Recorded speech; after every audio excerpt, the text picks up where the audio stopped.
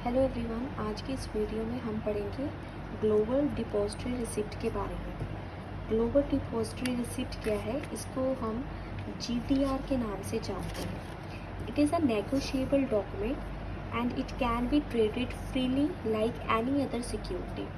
अगर simple term में कहें तो GDR क्या है।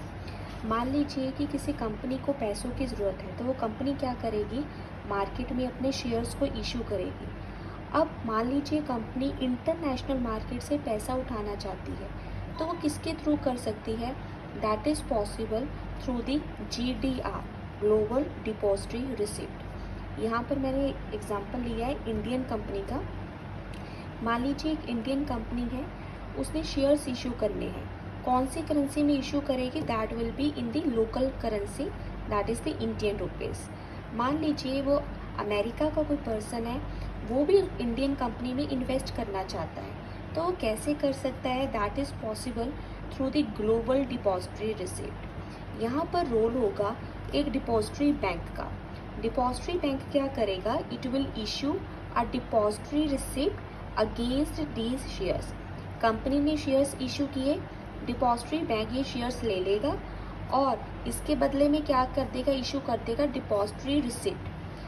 डिपॉजिटरी रिसिप्ट जो है वो किस में होगी, फॉरेन करेंसी की डिनोमिनेशन में होगी। जैसे कि अमेरिका से पैसा उठाना है तो वो डॉलर में होगी। इस तरह से कोई फॉरेनर इंडियन मार्केट में आकर इंडियन कंपनी में पैसे को इन्वेस्ट कर सकता है, right. So it is a negotiable document. Negotiable document मतलब ईजिली इसको हम ट्रांसफ़र कर सकते हैं। GDR is an instrument issued abroad by the Indian company. अगर हम इंडियन कंपनी का एग्जांपल लेते हैं तो GDR एक ऐसा डॉक्यूमेंट है जो कि इंडियन कंपनी ने अब्रॉड में इशू किया है। इसको लिस्ट करवाया जाता है और ये ट्रेड होते हैं फॉरेन एक्सचेंज में, फॉरेन स्टॉक एक्सचेंज में। जैसे अमेरिका में, यूरोप में ये GDR जो है वहाँ की एक्सचेंज में लिस्ट हो जाते हैं और वहाँ के इन्वेस्टर्स इसमें इन्वेस्टमेंट कर सकते हैं। GDR do not carry any voting right. जो भी पर्सन, जो भी फॉरेन इन्वेस्टर GDR में इन्वेस्ट करेगा उसको कोई भी वोटिंग राइट नहीं दिए जाएंगे, बट येस उसको डिविडेंड मिलेगा और उसको कैपिटल एप्रिसिएशन मिलेगी।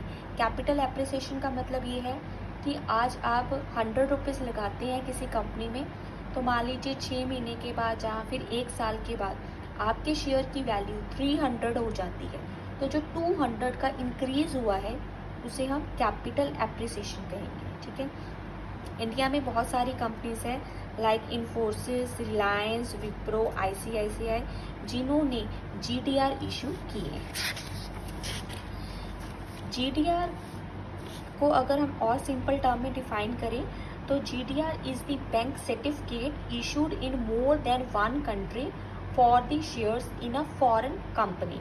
सो फॉरेन कंपनी में हम अगर इन्वेस्ट करना चाहते हैं, मान लीजिए अमेरिका का कोई पर्सन इंडिया में इन्वेस्ट करना चाहता है, तो उसके लिए इंडियन कंपनी एक फॉरेन कंपनी हो जाएगी। सो GDR एक बैंक का सर्टिफिकेट है which is issued in more than one country.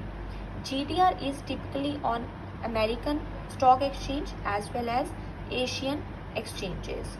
और इसका बेनिफिट क्या रहता है, GDR के थ्रू आपकी जो रीच है वो बढ़ जाती है, आप फॉरेन इन्वेस्टर से भी पैसे ले सकते हैं। सो आपकी जो इंटरनेशनल डाइवर्सिफिकेशन है पोर्टफोलियो की, that is possible in the case of the GDR। So इससे रिलेटेड एक और video I will upload, that will be related to the American depository receipt.